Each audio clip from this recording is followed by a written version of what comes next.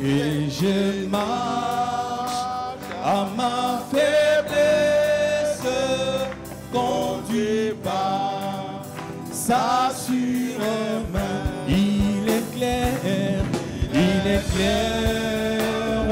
mon chemin.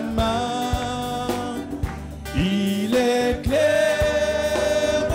mon chemin et je marche à ma faiblesse, conduit par sa sûre.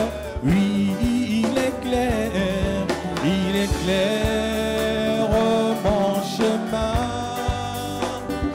Il éclaire mon chemin et je marche à ma faiblesse, conduit par sa sûre main.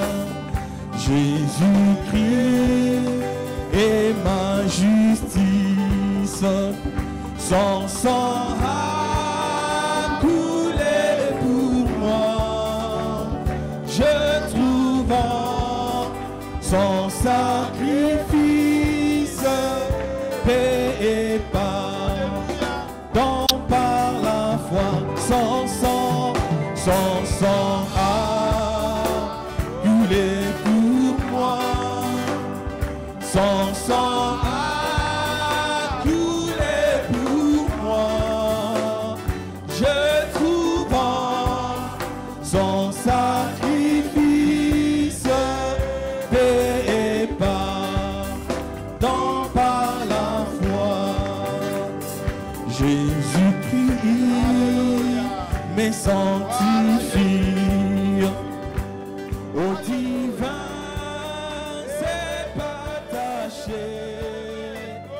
Je reçois de lui la vie qui m'affranchit du péché. À toi Jésus attaché, à toi Jésus attaché. Je reçois de toi la vie qui m'affranchit du péché. À Dieu soit la gloire par son grand amour. Dans mon âme noire s'est levé le jour. Jésus à ma place mouru sur la croix. Il m'offre sa grâce et je la lui. Gloire à Dieu, terre et tout est. Oui, gloire à Dieu, monde réjouis-toi. Oh, venez au Père, Jésus est vainqueur, que toute la terre chante. Oui, gloire à Dieu, terre et toute est. Gloire à Dieu, monde réjouis-toi. Oh, venez au Père, Jésus est vainqueur, que toute la terre chantant son honneur.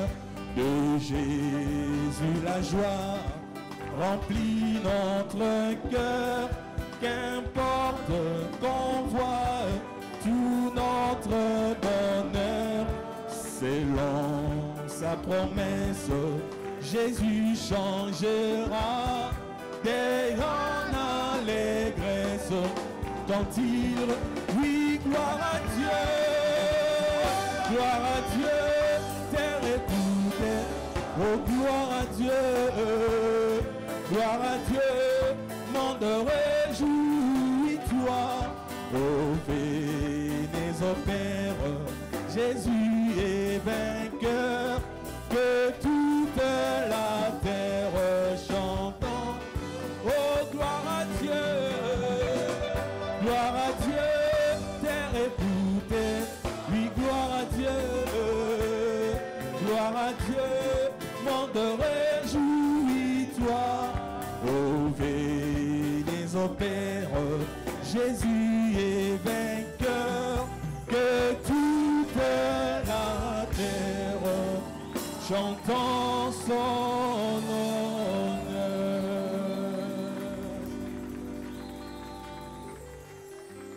Dieu, notre Père Céleste, Dieu béni éternellement. Tu es le maître des cieux et de la terre. Tu as créé les choses visibles et invisibles. Tu es réel. Tu es assis quelque part. Et tu es partout. Tu es omniprésent. Tu es omniscient. Tu es le roi des rois. Tu es le Seigneur des seigneurs. Tu es notre rédempteur. Tu es notre consolateur. Tu es notre guide. Oh Père bien-aimé, sois au milieu de nous, Seigneur. Viens camper au milieu de nous, Seigneur. Marche avec ton peuple, Seigneur. Bénis-nous, Seigneur, notre Dieu. Alléluia. Au-delà de ce que nous pouvons penser. Bénis la parole que nous allons lire. Seigneur, dispose le cœur de chacun de tes enfants. Nous sommes venus ici pour t'écouter. Nous sommes venus ici pour recevoir ta parole. Sachant que nous sommes incapables de nous changer nous-mêmes. C'est pourquoi nous nous remettons entre tes mains. Toi qui transformes les gens. Toi qui changes les gens. Que tu puisses changer chacun de nous ce matin. Oh, roi des rois, le Seigneur des seigneurs, ta parole est la vérité, Seigneur. Et c'est ta parole qui nous a réunis à cet endroit. Nous ne voulons écouter rien d'autre que ta parole. Que les pensées des hommes, les sentiments des hommes puissent disparaître au milieu de nous. Que le Saint-Esprit puisse nous parler, Seigneur, à travers ta parole. Accorde-nous cela, Père bien-aimé. Au nom du Seigneur Jésus-Christ. Amen. Amen. Et restons debout. On va lire quelques écritures. Ouvrons nos Bibles dans Jean. Nous lirons dans Jean chapitre 14, versets 15 à 18. Et après, nous lirons le verset 25 à 26. Et après cela, vous allez vous asseoir. Je vais continuer avec le chapitre 16, versets 5 à 13. Nous commençons avec Jean 14, versets 15 à 18. Si vous m'aimez, gardez mes commandements. Et moi, je prierai le Père, et il vous donnera un autre consolateur, afin qu'il demeure éternellement avec vous. L'Esprit de vérité, que le monde ne peut recevoir, parce qu'il ne le voit point et ne le connaît point. Mais vous, vous le connaissez, car il demeure avec vous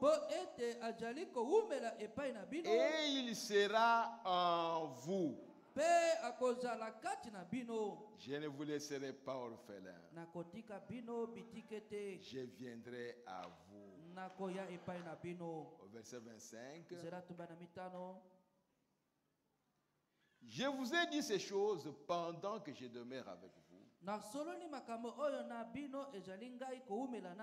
Mais le Consolateur, l'Esprit Saint, que le Père enverra à mon nom,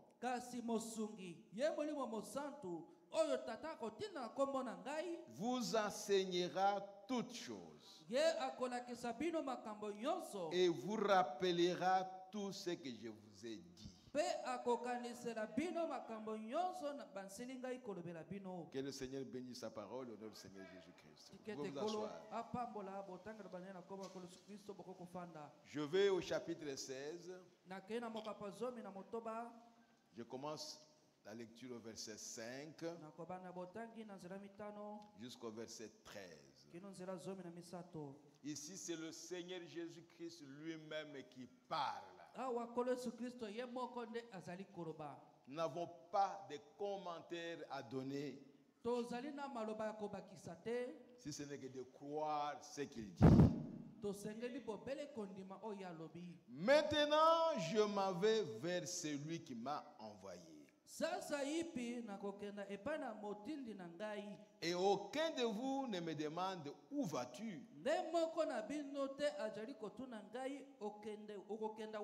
Mais parce que je vous ai dit ces choses,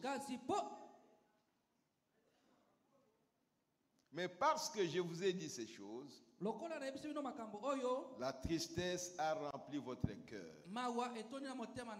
Cependant, je vous dis la vérité. Il vous est avantageux que je m'en aille. Car si je ne m'en vais pas, le Consolateur ne viendra pas vers vous. Mais si je m'en vais, je vous l'enverrai. Et quand il sera venu, il convaincra le monde à ce qui concerne le péché, la justice et le jugement. En ce qui concerne le péché, parce qu'il ne croit pas en moi. La justice, parce que je vais au Père et que vous ne me verrez plus. Le jugement, parce que le prince de ce monde est jugé.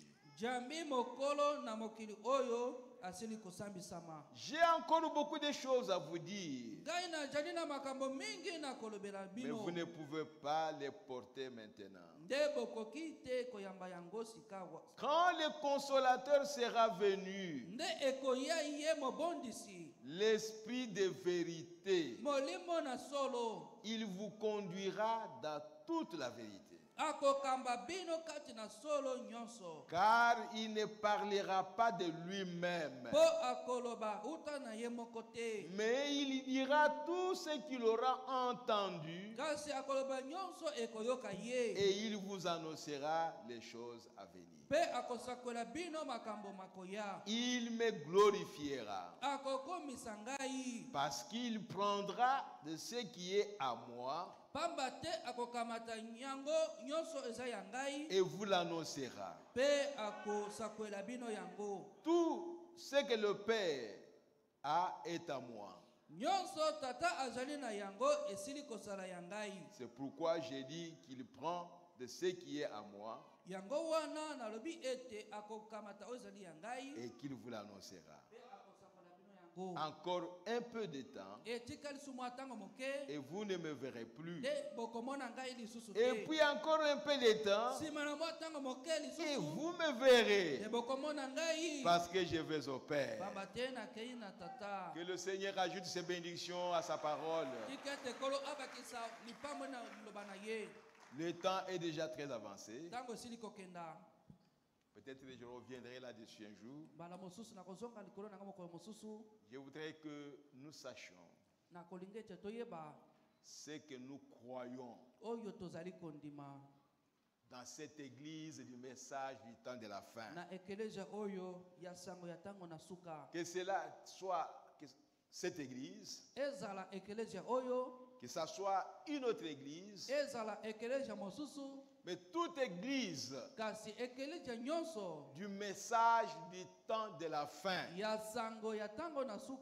nous croyons ce que je vais dire ici. Et nous devons croire à ça. Parce que c'est la Bible qui en parle. Nous croyons que tout dans l'église est dirigé par le Saint-Esprit. Et que l'homme ne peut rien ajouter à ce que l'Esprit a dit, ni retrancher quoi que ce soit. Voilà ce que nous croyons. Ce que l'Esprit a dit, personne ne peut ajouter quoi que ce soit à ça. Personne ne peut retrancher de ça. Parce que ce que l'Esprit dit, c'est ça la Bible. C'est ça la parole de Dieu. Le Seigneur Jésus l'a dit, que quand le Consolateur viendra, celui que nous appelons le Saint-Esprit, il ne parlera pas de lui-même. Les disciples ont voulu rester avec Jésus parce qu'ils trouvaient en lui une consolation. Ils trouvaient en lui la joie. Ils ne voulaient pas qu'il les quitte. C'est lui qui les dirigeait partout. Même dans des situations difficiles. Il veut s'adresser à Pierre. Il dit, Satan, arrière de moi. Mais les gens pouvaient s'imaginer, mais comment Pierre peut devenir Satan? Mais lui, il savait à qui il s'adressait. C'est pourquoi, mes bien-aimés frères, tout est dirigé par les esprits. Même dans le monde ici que vous voyez, ce sont les esprits qui conduisent. Il n'y a pas un homme qui conduit quelque chose par son intelligence à lui en tant qu'homme. Ce sont les esprits. Quand vous lisez la Bible, vous verrez que le Seigneur parle de puissances qui vont venir. Ce que ces puissances feront, ce sont des esprits. Mais ici, nous parlons du Saint-Esprit. Quand le monde est dirigé par les esprits, mais l'Église doit être dirigée par le Saint-Esprit. Et le Saint-Esprit qui dirige l'Église, c'est l'Esprit de la Bible. C'est l'Esprit qui a écrit la Bible. C'est l'Esprit qui est dans la Bible. Si l'Esprit qui te dirige est en désaccord avec ce qui est dans la Bible, ce n'est pas le Saint-Esprit. Mais chaque chrétien, chaque croyant qui croit que Dieu nous a visités dans ce temps de la fin, il doit savoir qu'il n'y a que le Saint-Esprit qui conduit l'Église. Aucun homme qui peut diriger l'Église avec sa pensée. Nous devons mourir totalement et complètement à nos sentiments, à nos pensées, à nos raisonnements. Et nous laisser tous être conduits par le Saint-Esprit. À partir de la chair. Car c'est ici où il y a des choses qui arrivent. Toutes les mauvaises choses qui sont dans l'église, ça sort de la chair ici. Si la chair est purifiée, si la chair devient une source qui émet de bonnes choses, il n'y aura pas de désordre ailleurs. Le désordre quitte la chair ici. C'est pourquoi nous voulons que la chair ici soit dirigée par le Saint-Esprit. Personne ne peut venir à la chair, commencer à émettre ses propres pensées qui sont en désaccord avec la Bible. Mais ce sont des bonnes pensées. Ce sont des bonnes choses. Ce sont des choses qui sont acceptables. Même si c'est acceptable. Même si c'est bien. Même si c'est honorable. Du moment où c'est contraire à ce qui est dans la Bible, on ne reçoit pas ça. Ne le recevez pas.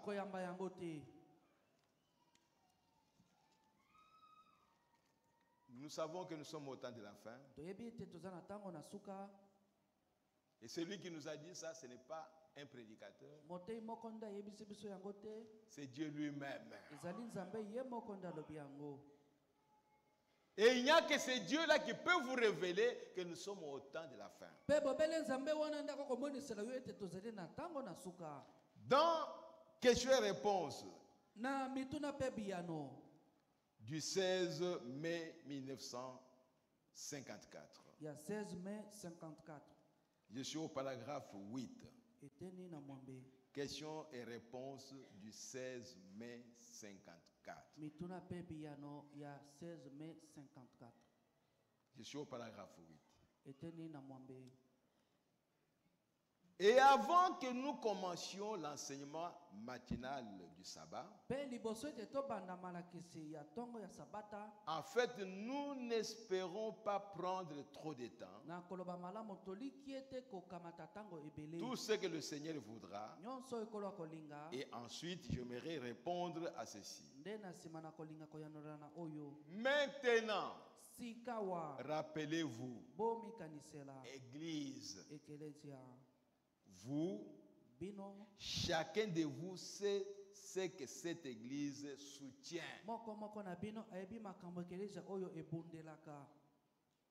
Pourquoi nous sommes différents des églises dénominationnelles?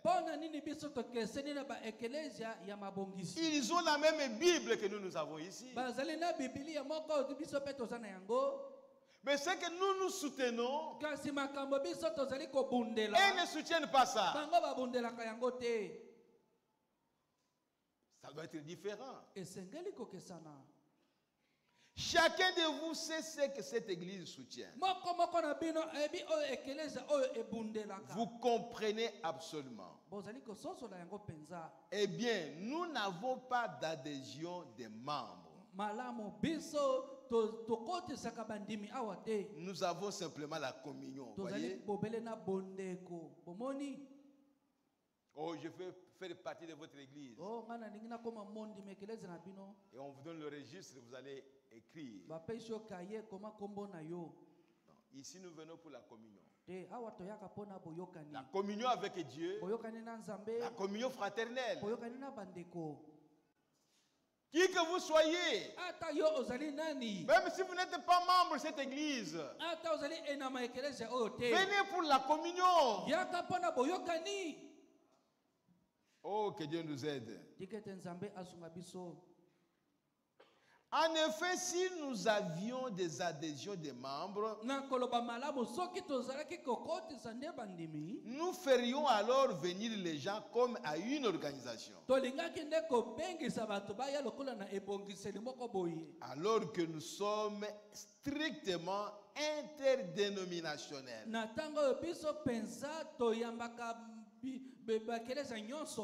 Non organisés. L'unique chose pour nous conduire, c'est le Saint-Esprit. Et nous croyons que le Saint-Esprit conduit par notre conducteur.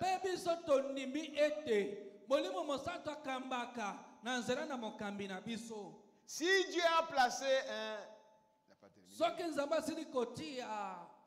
le Saint-Esprit a placé un docteur dans l'église. Si donc le Saint-Esprit veut que l'église sache quelque chose, il parlera au travers du docteur.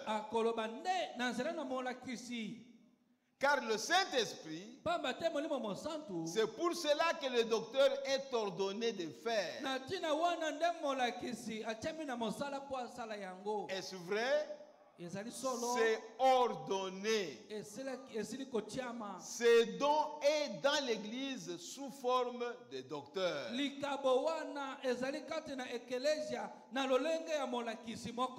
nous devrions tous écouter cela. À moins que ces dons-là se mettent à prouver quelque chose qui n'est pas juste dans la Bible.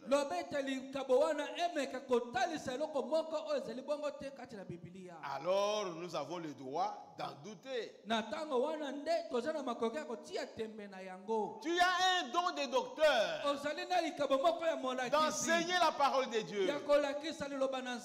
Tu dois être conduit par le Saint-Esprit. Et le Saint-Esprit te maintiendra seulement dans la Bible. Si tu dis quelque chose qui est en dehors de la Bible, nous avons le droit de douter ça. Parce que nous avons déjà une base. La Bible que le Saint-Esprit a écrit jusqu'à la fin de l'âge. Toute personne qui viendra, qui sera conduite par le Saint-Esprit, ne dira que ce qui a été dit dans la Bible. Pas le contraire. Tant que ce n'est pas cela, vous vous mettez à dire, eh bien le baptême d'eau n'existe pas. Telle et telle chose n'existe pas. Tel ou l'autre. Ou le baptême du Saint-Esprit. Alors vous en doutez. Voyez? Mais maintenant, quand le Saint-Esprit conduit, or l'église croit au baptême d'eau au nom du Seigneur Jésus-Christ pour le pardon des péchés.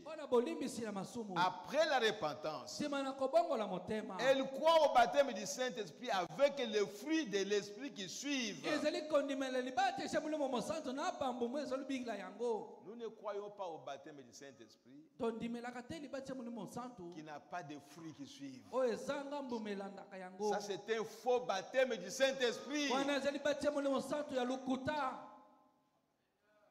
Le baptême du Saint-Esprit, le Saint-Esprit venant entrer dans un être humain,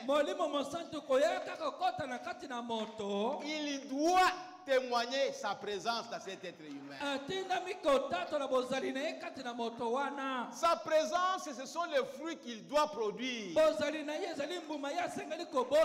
Ce ne sont pas mes fruits. Ce ne sont pas tes fruits. Ce sont les fruits du Saint-Esprit.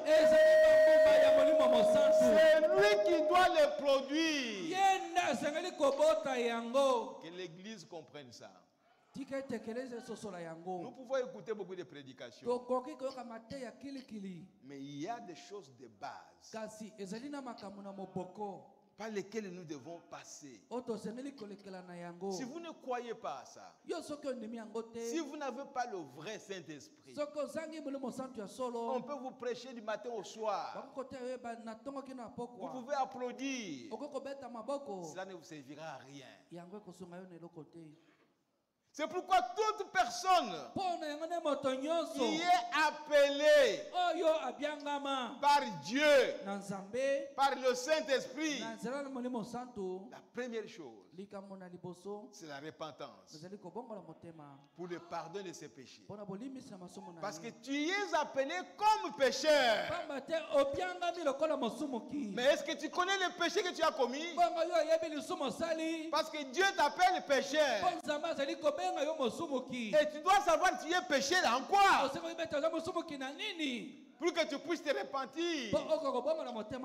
Parce que le Dieu qui t'appelle pécheur, il veut te pardonner tes péchés. Mais il faut que tu te repentes de ces péchés. Si tu ne connais pas les péchés pour lesquels Dieu t'appelle pécheur, va voir Dieu. Tu m'appelles pécheur. Quels sont les péchés que j'ai commis? Il ne faut pas rester comme ça indifférent. Tu dois connaître le péché dans lequel tu as vécu afin que Dieu t'appelle pécheur. Il ne faut pas accepter que tu es pécheur quand toi tu n'as pas commis de péché. Mais je suis pécheur. En quoi je suis pécheur? Je dois connaître ça. Si je ne connais pas que je suis pécheur, comment pourrais-je me repentir? Parce que le jour de la Pentecôte, il est écrit, repentez-vous. Et pourtant la Bible dit que le peuple juif était un peuple pieux. Et quand vous prenez la loi, vous ne serez pas condamner les Juifs. Ils avaient toutes les lois. Mais ils étaient pécheurs en quoi? Ils étaient pécheurs parce qu'ils n'ont pas reconnu la parole est réservée à leur temps. Ce n'est pas parce qu'ils tuaient les gens ou ils commettaient adultère. Non, non. Lisez Actes des Apôtres. Ils n'ont pas reconnu leur visitation. Ils ont rejeté le don qui leur a été promis. Et ils l'ont crucifié. Maintenant, quand le Saint-Esprit est venu, il leur a montré que voici les péchés que vous avez commis. Vous avez rejeté celui qui vous a été promis. Vous avez renié la parole de l'âge. Et vous l'avez crucifié. Maintenant, les Juifs ont compris ça. Et ils ont dit, qu'est-ce que nous devons faire? Parce que nous l'avons déjà tué. Qu'est-ce que nous devons faire maintenant? C'est ainsi que le Saint-Esprit a dit, repentez-vous. Regrettez ce que vous avez fait. Et Dieu vous pardonnera vos péchés. Dieu ne veut pas que vous puissiez mourir. Dieu veut que vous soyez sauvés. C'est pourquoi il vous présente. Si on peut l'appeler la chance pour que tu puisses te repentir.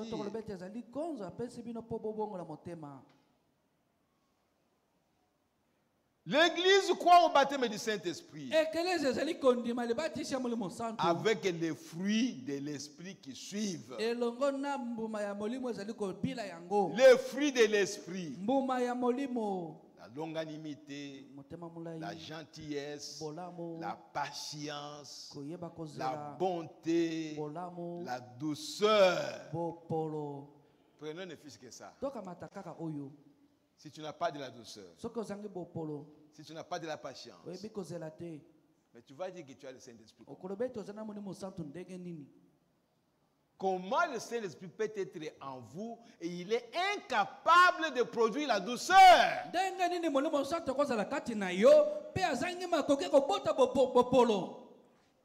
C'est quel genre de Saint-Esprit? C'est votre propre Saint-Esprit. Parce que lui, le véritable, lorsqu'il vient dans un être humain, il doit témoigner que je suis là.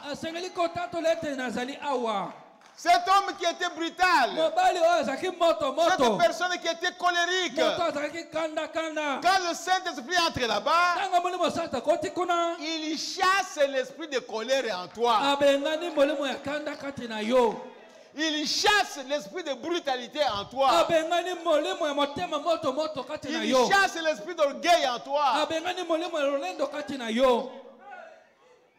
Oh frère, vous ne pouvez pas agir et toi et le Saint-Esprit.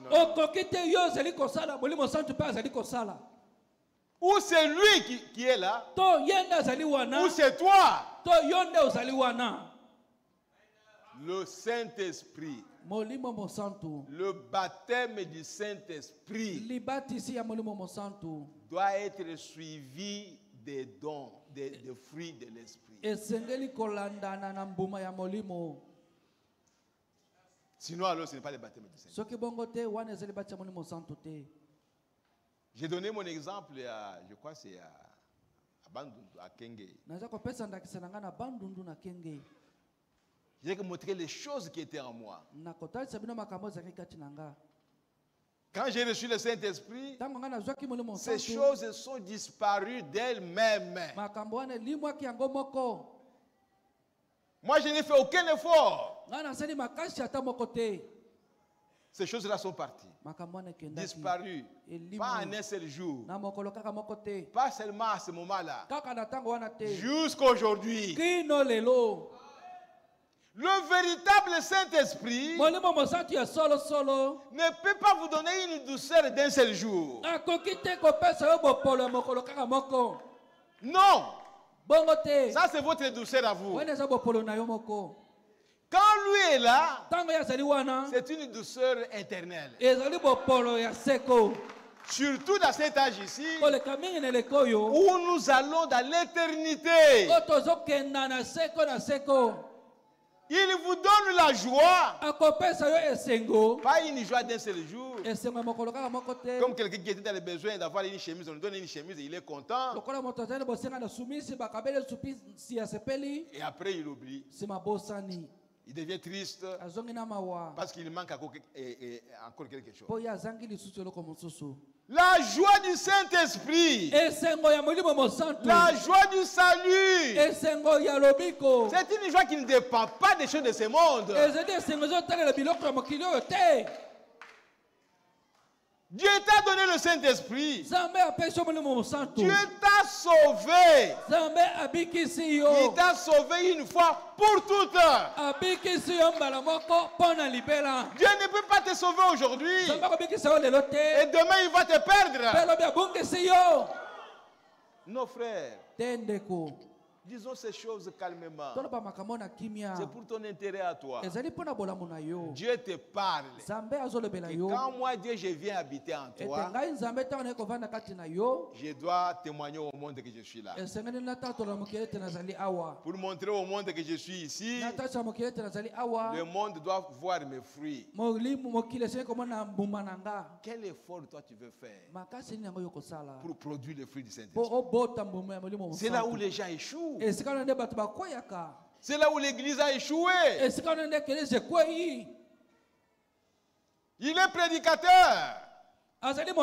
Ici, il donne les citations, les versets bibliques. C'est bien, c'est très bien. Mais quand il quitte la chair,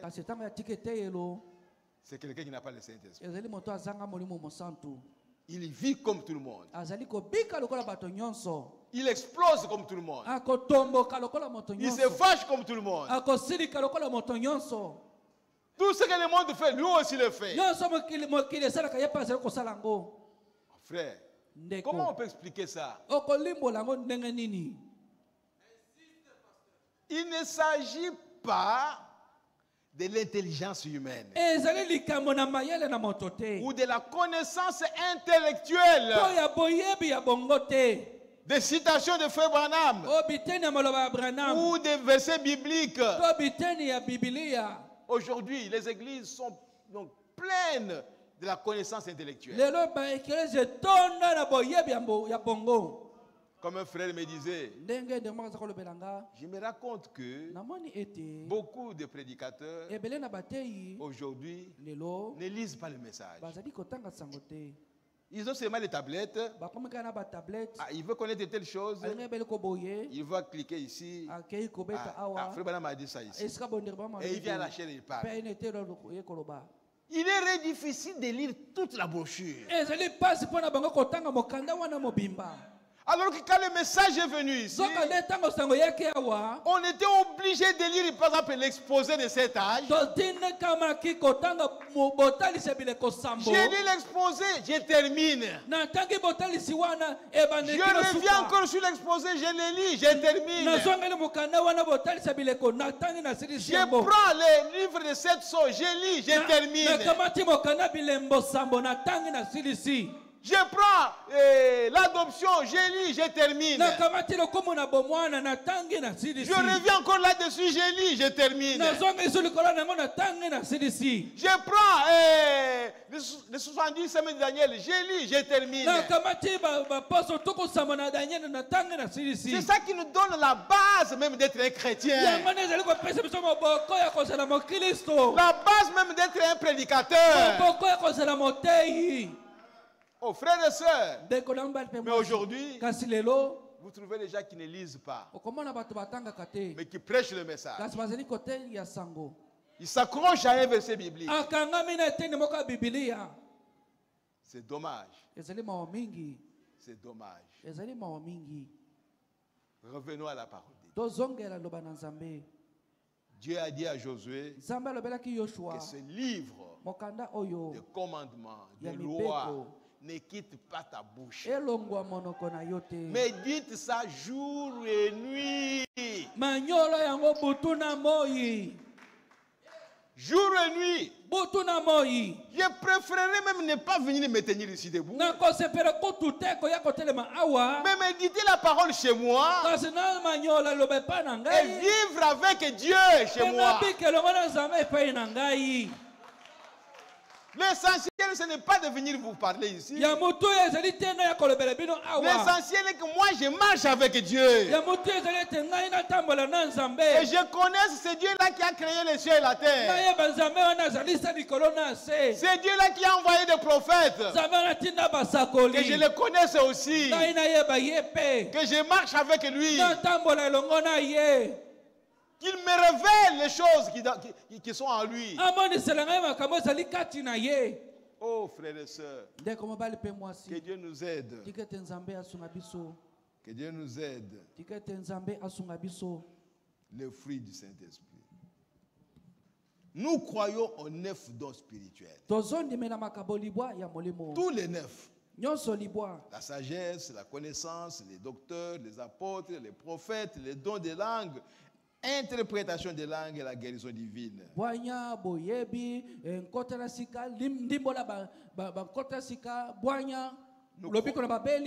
Nous croyons ces choses.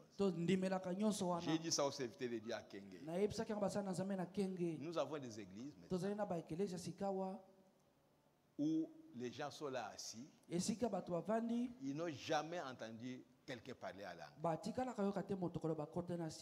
Vous pouvez me donner raison. Nous sommes ici nombreux. Et pourtant, c'est un don qui doit être dans l'église. Nous avons des églises aujourd'hui où les prédicateurs prêchent. Peut-être eux-mêmes n'ont jamais parlé à langue. Mais ils vous prêchent, ils parlent de parler à langue dans les messages.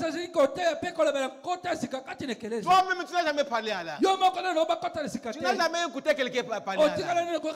Mais tu prêches ça pourquoi? C'est ça le problème dans l'église aujourd'hui. Et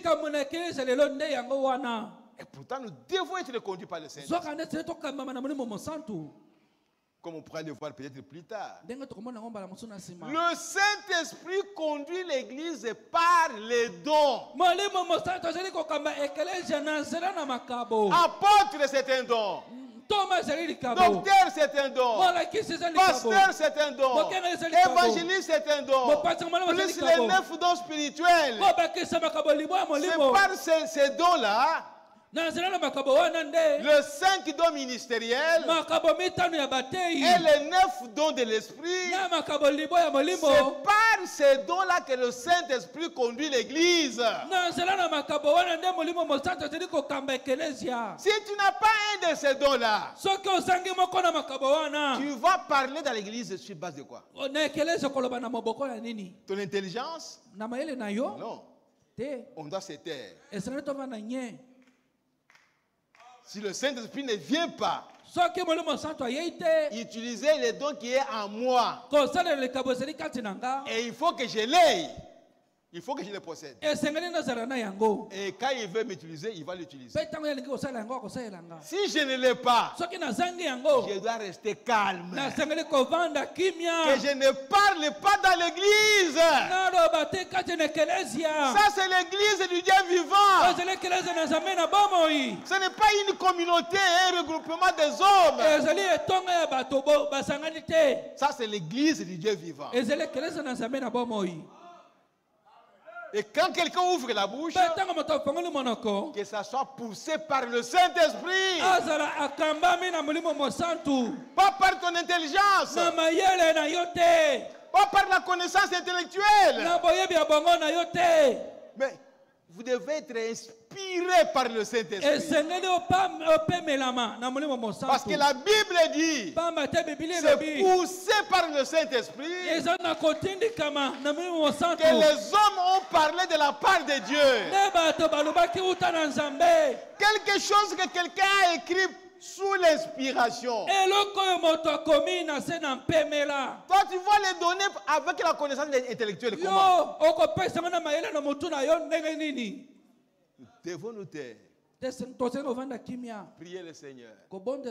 Adorer Dieu. Le louer. Et puis je sors, je rentre chez moi à la maison.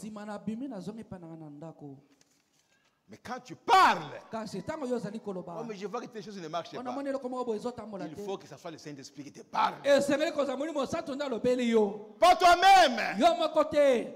Je n'ai aucun droit de venir ici parce que je suis pasteur.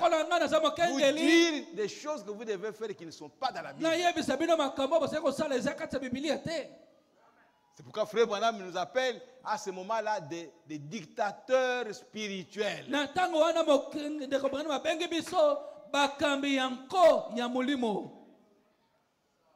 Vous ne pouvez nous écouter que lorsque nous vous disons des choses qui sont conformes à la parole.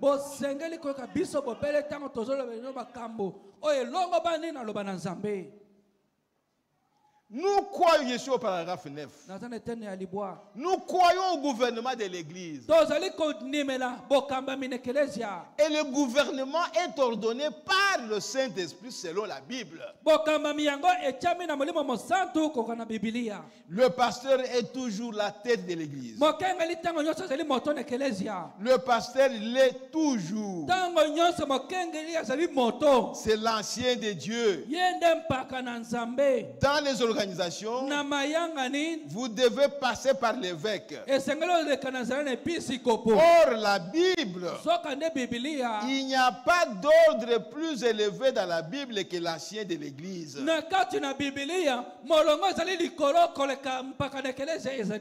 Dites-moi donc où cela se trouve. Il n'y a pas dans la Bible pour l'Église un ordre plus élevé que l'ancien. C'est-à-dire le pasteur. Il est l'ordre le plus élevé de la Bible. Quel est l'évêque qui peut être au-dessus d'un pasteur pour lui donner des ordres? Quel évêque?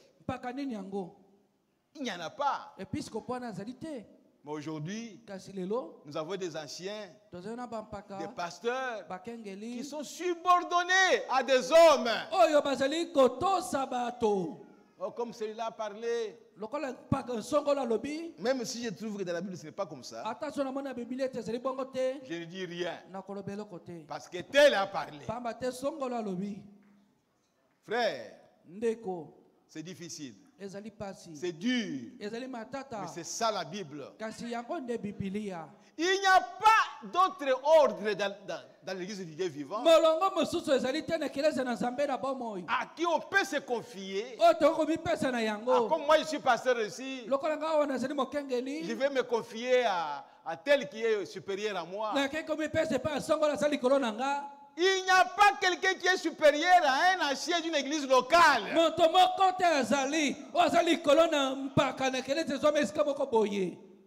Aucun ancien d'une église locale ne peut être supérieur à un autre ancien d'une église locale.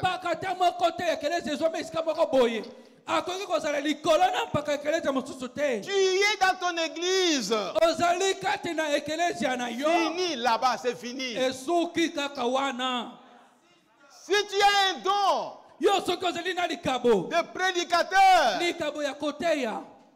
tu peux aller prêcher dans l'école de Jésus-Christ. Mais pas comme une autorité. Non, non, non, non, non, non. Mais aujourd'hui, il y a des pasteurs qui se sentent subordonnés. Oh, celui-là, il est l'évêque. Mais même s'il est évêque, ce n'est pas un évêque qui va te donner des ordres. Il est évêque parce qu'il a crié avant toi. Où tu étais, tu es sorti de son ministère. Tu l'appelles évêque.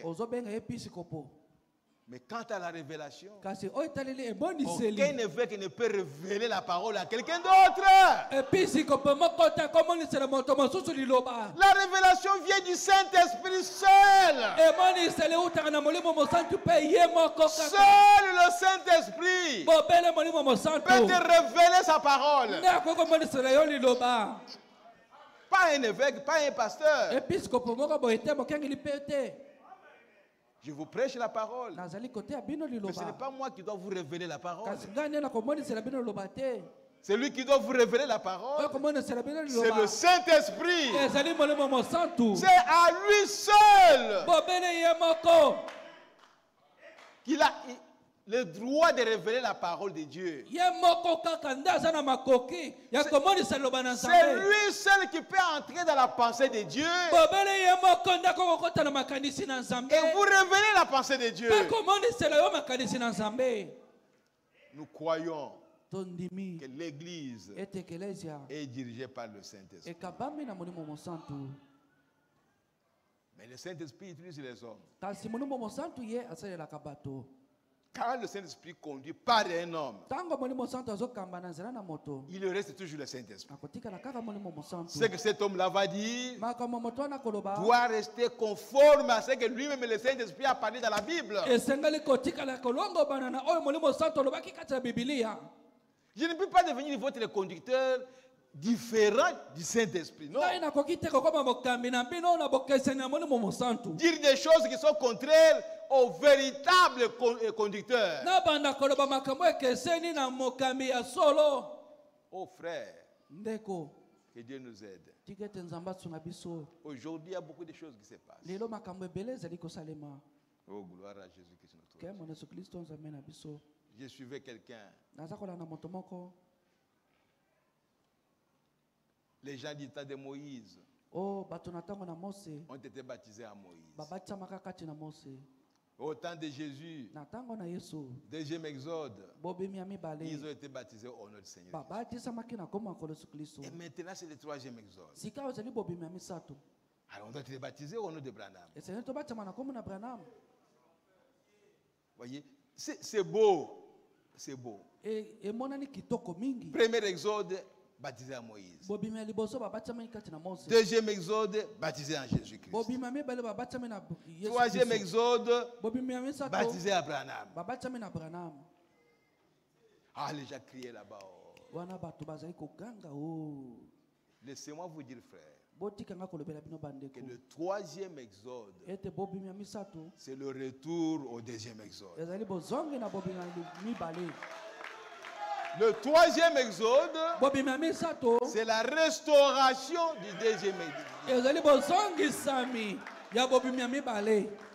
Le troisième exode, c'est le retour à la foi apostolique. Vous n'allez pas recevoir des choses de vous-même. Branham n'a pas mené autre chose que ce que dit la Bible. Mais quand il vous présente ça, c'est beau. Il peut vous convaincre. Premier exode, à Moïse. Deuxième exode, en Jésus-Christ. Troisième exode, en Branham. Vous allez douter comment? Il faut que le Saint-Esprit intervienne. Si le Saint-Esprit n'est pas là, c'est l'intelligence de l'homme qui va travailler. Je n'ai pas le temps de les lire. Frère Branham me dit, quand c'est l'homme qui dirige, il plonge le monde dans le désordre. Quand c'est l'homme qui dirige, mais quand c'est le Saint-Esprit qui dirige, il remet les choses en ordre selon la parole. C'est ça le rôle que joue le Saint-Esprit. C'est ramener les gens à la parole originelle. C'est ça le travail qu'il est en train de faire. Mais si vous avez votre doctrine, qui est votre compréhension, qui est votre interprétation, et qui est différent de ce que les apôtres ont prêché, la Bible dit, si quelqu'un vient après nous, même si c'est un ange qui vient après nous, même si c'est nous-mêmes, nous revenons encore et que nous vous prêchons un autre évangile différent de ce que nous vous avons prêché. Que ce soit un ange, qu'il soit anathème. Que ce soit un autre prédicateur, qu'il soit anathème. Que ce soit nous-mêmes, que nous soyons anathème. Oh, que Dieu nous aide. Qu'est-ce que nous croyons? Nous, les églises du message du temps de la fin, nous croyons que l'église est dirigée par le Saint-Esprit. Et il dirige par les dons. Il entre dans tel homme qui a tel don. Il donne un message. Excusez-moi, ce n'est pas le message de cet homme-là. C'est le message du Saint-Esprit qu'il a donné en utilisant le canal de cet homme-là. Et cet homme-là n'est rien maintenant. Quand il aura donné ce message, ou quand le Saint-Esprit aura donné son message, la personne, vous restez la personne comme vous avez toujours été. Vous n'êtes pas spécial. Vous n'êtes pas au-dessus de quelqu'un d'autre. Oh, on en parlera un autre jour. Souvent, quelqu'un qui a un don de miracle ou un don de guérison divine, il a l'impression qu'il est au-dessus de quelqu'un d'autre. Et c'est très grave. Il n'y a personne qui peut guérir quelqu'un. Personne. Le seul guérisseur, c'est le Saint-Esprit. Mais il nous utilise, nous les hommes, comme des canaux par lesquels il peut passer. Et quand j'ai prié pour quelqu'un, il est guéri, je deviens inutile. Je ne suis pas quelque chose de spécial.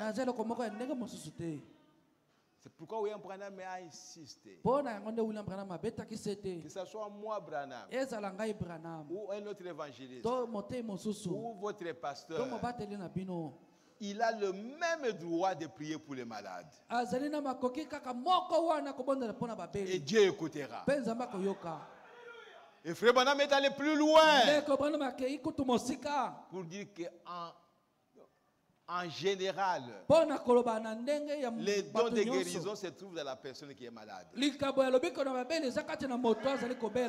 moi, Branham, je peux prier pour toi. Si toi tu ne crois pas, tu ne seras jamais guéri. Vous voyez l'âge dans lequel nous sommes maintenant. Pierre passe. Son ombre touche quelqu'un et la personne est guérie. Vous allez dire quoi? Regardez au serpent des reins. Vous regardez seulement au serpent des reins. Vous êtes guéri. Qu'est-ce qu'il y a entre le serpent et moi? La chose, c'est la parole de Dieu. Faites ce que Dieu a dit. Faites ce que Dieu a dit. Et le reste, Dieu lui-même s'en occupera. Oh frère, il y a des dons dans l'église. Des dons de miracles, des dons de guérison. C'est Dieu qui les a placés pour les utiliser. Mais les personnes ne sont pas plus importantes que d'autres personnes. Il a un don de miracle. Dieu peut l'utiliser et produire un miracle. Peut-être que toi, tu es plus important que lui. Parce que Dieu t'a donné de prier pour l'église. Mais on ne te voit pas. Dans ta chambre, tu pries pour l'église. Et pour Dieu, c'est toi qui es plus important. Oh frère, vous n'avez pas suivi l'exemple que Frère Branham a donné d'un grand prédicateur, un évangéliste qui prêchait avec l'onction. Mais il était malade un jour, il est entré dans le coma. Et on lui a montré deux couronnes. Une grande couronne et une petite. On lui a posé la question, mais qu'est-ce que vous pensez de cette couronne? Où est la tienne? Avec toute assurance. Bien sûr. La mienne, c'est ça. Parce que j'ai beaucoup travaillé. J'ai prêché sous l'onction. On lui a posé la question. Est-ce que vous connaissez une femme? Elle n'a pas de beaux habits. Mais elle reste derrière, là, derrière. Elle est de teint sombre comme ça. Oui, oui, je la connais. C'est une sœur de mon église. Il dit, tu sais, l'onction que tu as là, c'est à cause d'elle. C'est elle qui prie pour toi. Chaque fois que tu as l'onction, elle est en train de prier. C'est pourquoi la grande couronne ici, c'est pour elle. La petite ici, c'est pour toi. Oh frères et sœurs, ne regardez pas aux apparences. Confiez-vous à Dieu tout simplement. Il n'y a que Dieu qui connaît ce que chacun de nous fait. Mais souvent les hommes me regardent à l'apparence. Ah, celui-là il est grand. Celui-là il est plus intelligent. Celui-là Dieu travaille avec lui en tout cas. Et pourtant il n'est rien. Vous voyez frère, le Saint-Esprit seul doit diriger l'Église. Je crois que je vais terminer par là. Ou peut-être je vais lire une autre citation. Et puis on va arrêter. Mais l'essentiel est que dans ta vie, dans ma vie, que je sois sûr que les actes que je pose, je suis conduit par le Saint-Esprit. Si je ne suis pas sûr, je dois m'arrêter. Je dois rester silencieux. Ça ne sert à rien de parler, alors que vous n'êtes rien. C'est pourquoi parfois nous pouvons vous demander, allez parler dans votre maison. Mais parle dans l'église. Chez toi, à la maison, tu peux dire ce que tu veux. C'est ta maison. Mais ici, c'est l'église du Dieu vivant. Tu ne peux ouvrir la bouche que lorsque tu es poussé par le Saint-Esprit. C'est lui qui a été placé dans l'église pour diriger l'église. Et il dirige l'église selon la parole de Dieu. Dans la prédication, que faut-il mener et que faut-il pour mener une vie chrétienne? Prêcher le 13 janvier 57. Que faut-il pour mener une vie chrétienne? Je suis au paragraphe 12. Mais je vois dans la parole que ce n'est pas le dessein de Dieu que l'Église soit dirigée par l'intellectuel ou par une quelconque théologie d'homme. Mais c'est le Saint-Esprit qui a été donné à l'Église pour la diriger et contrôler le corps de Christ.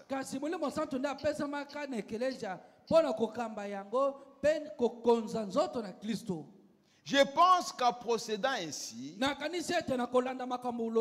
avec ça à l'esprit et dans le programme de Dieu, nous ne prospérerons jamais, peu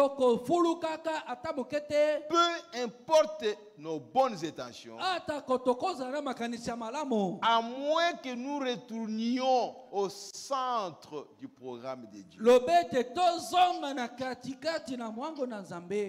Là où le Saint-Esprit. Madame me dit, je sais que ce que je prêche n'est pas quelque chose de neuf.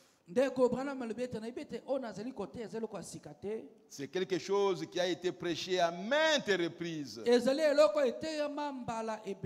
Mais c'est la façon dont nous l'abordons et dont nous le recevons. Nous le recevons pensant toujours que c'est une église qui est dirigée par le Saint-Esprit.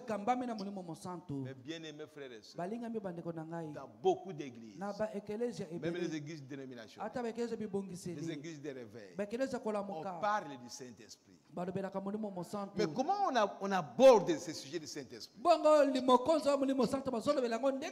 Il parle du Saint-Esprit. J'étais au bureau ici.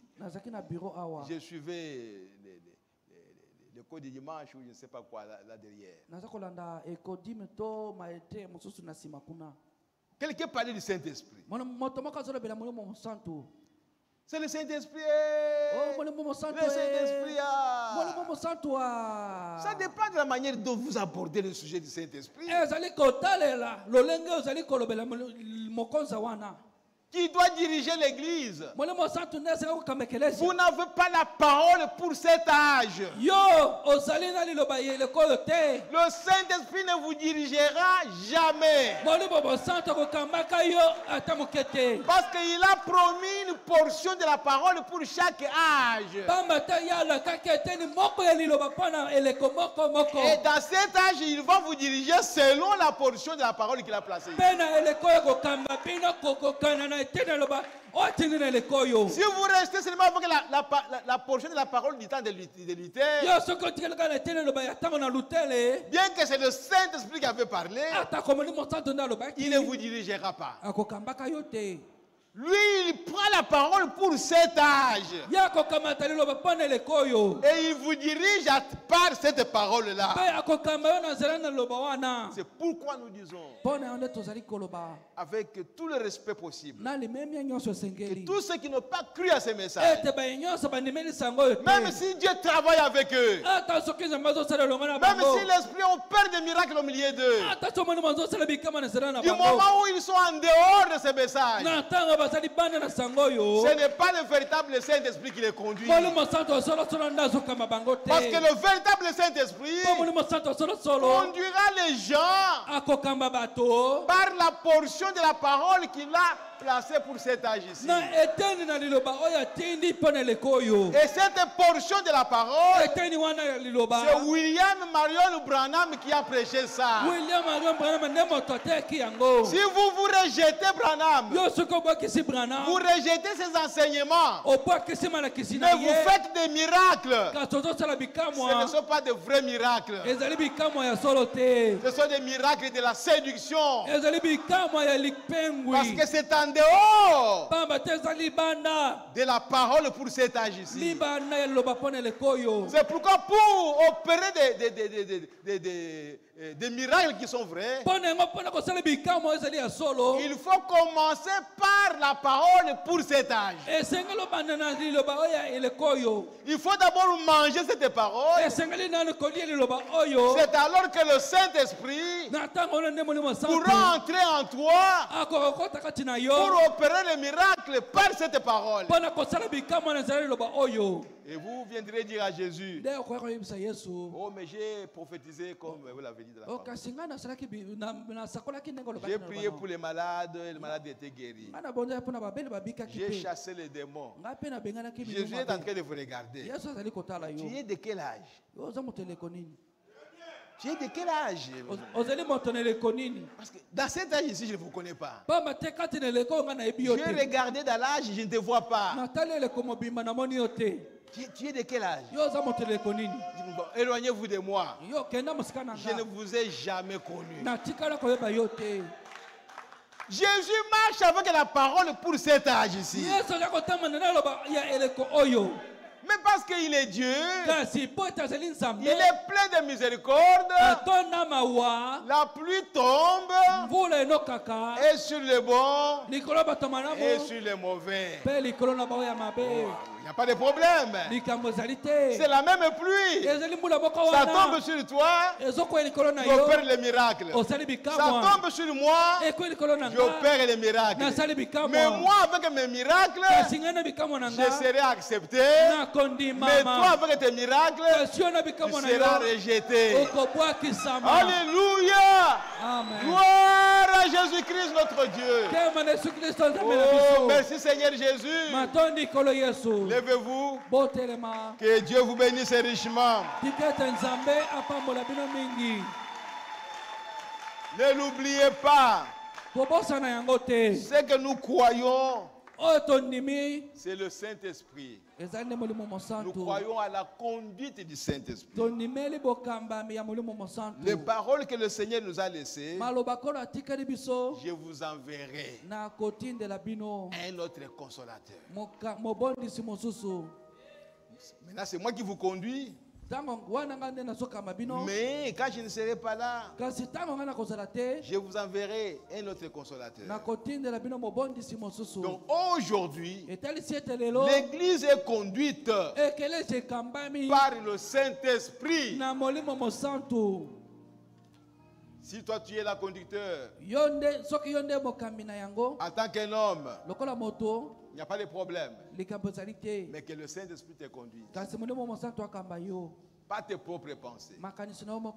Pas tes pensées intellectuelles. On n'en a pas besoin. On n'a pas besoin d'intellectuels pour nous enseigner la parole de Dieu. On a besoin des hommes qui sont doués du Saint-Esprit. Ceux qui ont des dons du Saint-Esprit. Ceux qui sont loin du Saint-Esprit. Ce sont ces gens-là que le Saint-Esprit utilise pour diriger l'Église. Conduis-moi, Seigneur. Oh, gloire à Jésus-Christ. Oh Jésus, conduis-moi. Oui, conduis-moi, Seigneur. Oh Jésus, conduis-moi. Chaque jour, chaque jour, chaque nuit, par la force du Saint-Esprit, conduis-moi. Oh Jésus, conduis-moi. Oui, chaque jour, chaque nuit, par la force du Saint-Esprit, conduis-moi. Oh Jésus, conduis-moi. chaque jour. Guide-moi, à chaque instant de la vie. Oh Jésus, Abandonnez-vous au Saint-Esprit. guide-moi, Alléluia. Oh Jésus, guide-moi. Oui, chaque jour, Chaque jour, chaque nuit, par la force du Saint-Esprit, guide-moi.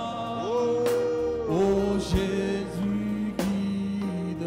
Oh, chaque jour, chaque nuit, par la force du Saint-Esprit, guide-moi. Oh Jésus, guide-moi. Oui, parle-moi, Seigneur. Oh Jésus, parle-moi.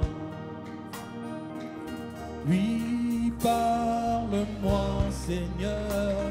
Oh Jésus, parle-moi. Oui, chaque